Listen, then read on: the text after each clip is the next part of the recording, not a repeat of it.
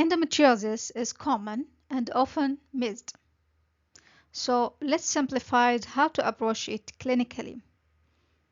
Regarding the symptoms, there are symptoms make you think of endometriosis when the symptoms is cyclic and chronic, such as the patients complain of dysmenorrhea, dyspareunia, dyschezia, dysuria, or even shoulder pain and scar pain. Even if there are rectal bleeding or hematuria, especially in deep diseases.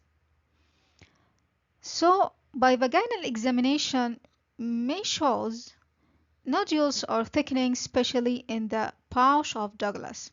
Are there any special investigations that make us diagnose endometriosis? There is no validated biomarkers for diagnosis. Blood or menstrual tests are not recommended. But imaging is the next step in the diagnosis. Ultrasound and MRI help us for diagnosis of ovarian endometrioma and deep infiltrating endometriosis. However, negative imaging doesn't exclude endometriosis. And if empirical treatment fails or the symptoms persist, consider doing laparoscopy or offer this option for the patient.